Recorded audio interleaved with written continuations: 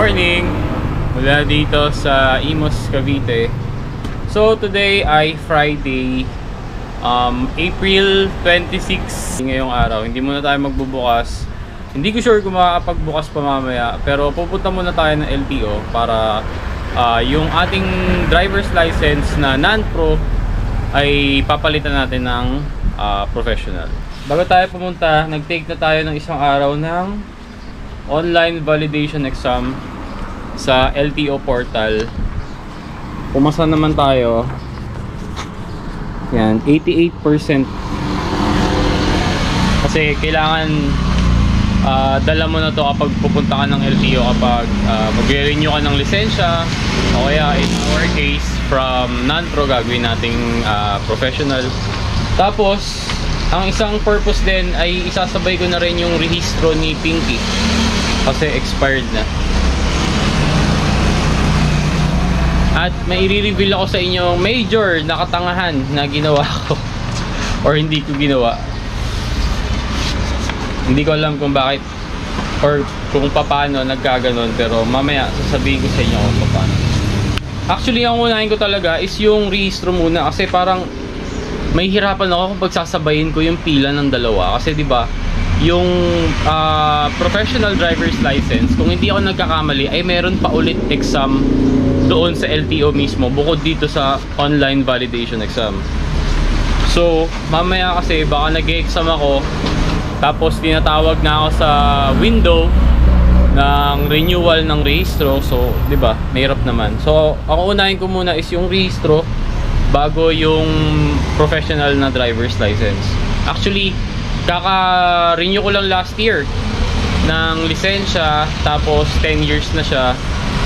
At malamang sa malamang ngayon, dahil magsiswitch ako to professional, ay papel na naman ang ibibigay sa atin. Kasi siguro mga 3 to 4 months din ako naghintay para sa card. Eh di ba may backlog pa rin ngayon. So it is what it is. Punta muna tayo na LTO.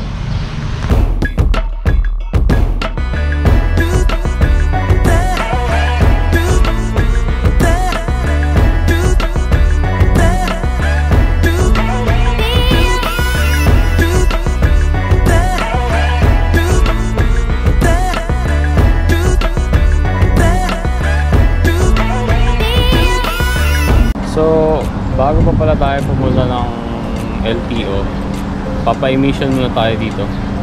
Sakto naman dahil Friday, hindi ganong matao. Dito ako nagpapa-emission lagi sa GAF Emission Testing Center. Ayan yung address, 168 Malagasang 2E, Imus, Cavite. So, ang standard na rate dito para sa motor ay 500. So, hintay lang tayo tawagin. Wala mang ganong pila, konti lang yung nakapila, parang 2 o 3 lang. So mabilis lang to. Okay, so kakatapos lang natin sa emission, kaso may na-encounter tayo agad na issue, which is yung plaka. Yung ganitong plaka, which is a year ago lang ay standard, ay pinalitan na naman pala. So kinailangan pa natin magpagawa ng panibagong plaka na mas malaki ng konti. Ito, nakakainis lang kasi additional 300 na naman kagad na gastos na wala naman sa budget, na hindi ko mawari kasi pareho lang naman yung laki ng font. Ang lumaki lang ay yung mismong acrylic. So bakit nila kailangang magpapalit na naman, 'di ba? Kitang-kita naman pareho. Nakakainis lang kasi additional gastos na naman, tapos parang kailan lang sila naglabas ng memo na okay na to, ito na yung standard, pag magpapa-emission kailangan nakaganito na, at pag magpapa-rehistro tapos pinalitan na naman kagad-agad. So sana yung mga LTO or the government in general, kung mag-i-impose ng panibagong rule, yung hindi naman sana masyado makakaperwisyo sa mga rider at sa publiko, diba? At sa mga motorista. Kasi panibagong gastos na naman, hindi na natigil eh, lagi na lang may bagong rules eh. Nakakainis lang, pero wala tayong magagawa. So ayun, Tsaka medyo abala lang kasi kinailangan ko pang bumalik ng shop para maikabit yung plaka kasi wala naman tayong dalang tools dahil hindi naman natin alam na kakailanganin natin. It is what it is. Anyway, diretso na tayo na LTO. So andito na tayo sa LTO, pero commercial muna tayo. May nakita kasi ako dito ang Bristol ATR 160, yung kanilang ATV na scooter. Ang angas kasi naka-rayos na, tapos meron siyang TCS or traction control. Maganda. Ang mga ATV scooter in general ay hindi gaanong appealing sa akin, pero ito okay kasi naka-rayos. Kaya, at tubeless papansin nyo yung mga spokes nyo dito sa labas, kaya siya naging tubeless. Pero kasi kasuhin naman na natin to. So like I said kanina, ang uunahin natin is yung rehistro. So kung magpaparehistro dito sa LTO Imus, ay dun muna sa insurance. Ayun, kukuha ka ng paper doon, pupunta ka sa payment, babayad, and then babalik sa kanila. And then once na natapos na yung insurance, pupunta na sa inspector doon sa gilid. Yan, i-inspect yung motor, yung mga switches kung gumagana, busina and all. Tapos doon na rin i-stencil, and then once na stencil, proceed na sa loob para ipasa-pasa na yung papel doon sa mga window. Tapos ayun na, hintay na lang na tawagin and then magbabayad.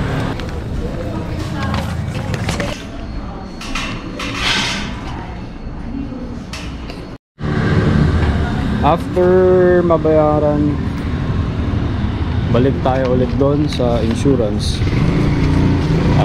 Bibigay ito, tapos hintay na lang ulit matawag para dun sa pinakapapel ng insurance, and then pupunta na tayo dun sa inspector na nag-i-stencil. Habang abala ang mga tao sa mga inaasikaso nila, yung pusa chill na chill lang sa loob at nakiki-aircon. Malamang sa malamang hindi naman alaga ng mga empleyado dito yun kasi bawal naman siguro magdala ng pet nila dito. Anyway, so ang insurance ay 500, ang emission ay 300, at ang binayad natin sa plaka ay 300. So currently ang total na nagastos natin is 1,100. Ngayon, from insurance, balik tayo dito sa parking, kukunin natin yung motor, at dito sa may tent na to tayo magpapa-inspect, at dyan na rin mag-i-stencil, at dyan na rin fill upan ng inspector yung form. Now, ang lagi kong inaangal dito sa tuwing magpaparehistro ako sa LTO ay walang silong. Bukod dun sa tent na yon, minsan kasi kapag jump pack, mahaba ang pila, ang mangyayari, nakabilad ka dito sa init, dito maabot hanggang dyan ang pila. Yun lang naman ang reklamo ko dito sa kanila, na hindi pa rin nila ginagawa ng paraan. Well, siguro hindi nila nare-realize yun. Kung nakasasakyan ka, okay lang pero pag nakamotor ka, yari ka talaga. So pa-inspect na muna tayo. So after ng inspection, which is wala pang 1 minute, ito, iikot lang pa ganun, tapos babalik dito sa parking, papark mo na yung motor mo. Ang chinek lang naman is headlight, signal light, brake light, at busina. Yun lang. Kaso ang sabi ng officer, naki-wifi sila kasi dahil na ginagawa yung kalsada dito sa may open canal, yung overpass, nahukay yung linya ng internet nila. So nakiki-wifi lang daw sila ngayon. Nakakatapos pero medyo bumagal lang daw, so tsaga-tsaga lang. Andito naman tayo So doon tayo pumila sa motor vehicle inspector ngayon. Tapos binigyan lang tayo ng number, hintay lang natin matawag sa cashier, and then pag natapos natin yung renewal, siguro dahil 11 na, may canteen naman dito, baka dito na lang tayo maghanap ng chibog bago tayo mag-proceed sa lisensya naman, which is yung non-pro gagawin nating professional. update tayo. So it turns out dahil walang internet at nakiki-wifi lang sila ngayon, hindi kakayanin mag-process ng license ng non-pro to pro. So ang matatapos lang natin ngayon is yung renewal lang. So siguro next vlog na lang yan. At least alam nyo ang latest na process ngayon pagdating sa renewal ng rehistro dito sa LTO Imus sa Open Canal. So update ko na lang kayo dun sa license natin. Pero for now, tatapusin na lang muna natin yung renewal ng rehistro. Okay, finally, after almost 2 hours, actually medyo mabilis naman kahit wala silang sariling internet. Kasi hindi nga ganun karami yung tao dahil Friday. So natapos na natin yung rehistro lang. Hindi natin magagawa ngayon yung non-pro to pro ng ating driver's license. So ito ang ating nagastos. Total niya is 619 pesos. So all in all 1,719 ang ating nagastos. Meron tayong delinquent registration, ayan. Delinquent registration 120. Yun yung sinasabi ko kanina na malaking katangahan ko. Ang nangyari kasi, last na nagparehistro pala ako is November 2022. And then hindi ko naisip at hindi ko rin napansin sa last OR ko na ang dapat na renewal ko ay between April 22 to April 30.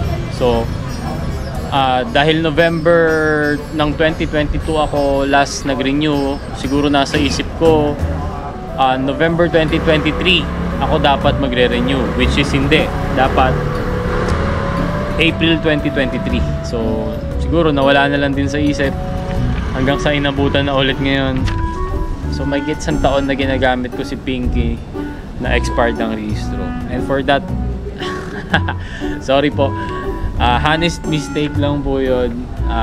Sa mga makakapanood nito na alam nyo na ganun, siguro taga LTO or what, hindi ko po talaga sinasadya. So yun. Anyway, so ayun nga po yung process. Una is emission. Ako, mas okay talaga sa labas magpa-emission para sa akin kasi mas mabilis kaysa sa loob dito sa LTO. Tsaka hindi ko pala nabanggit kanina, bumaba na rin pala yung emission, naging 300 na lang from 500 dati. So nakatipid tayo ng 200, although gumastos pa rin tayo ng 300 para sa plaka. So kung susumahin, 100 lang talaga yung natipid natin. So after ng emission, punta kayo sa LTO, sa insurance, magbabayad, and then inspection. At may dagdag ko lang, ang naiba ngayon sa inspection ay wala na yung stencil. So hindi na siya ini-stencil, tapos wala na ring mga maraming papel na finifilapan, hindi katulad dati. So wala na yung ganun. Hindi ko alam kung bakit, hindi ko alam kung anong nabago, pero wala na. At hindi ko rin sure sa sasakyan, malalaman natin kapag naparehistro natin si Sandy. So after my inspection, ayun, papasok na sa loob, pupunta sa evaluator na nasa gilid. Yung nasa nasa table lang siya, wala siya dun sa mga window.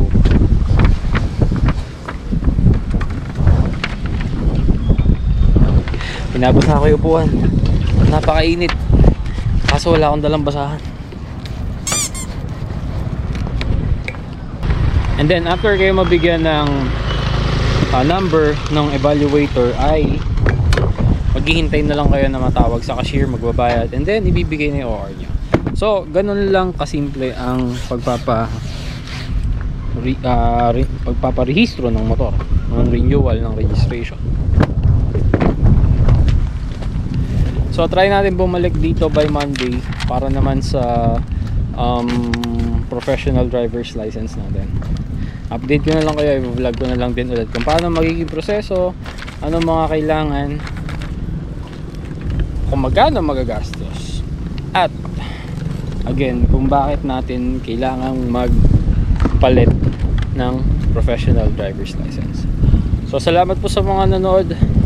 Again, from LTO office dito sa Imus. Kita-kits sa next content.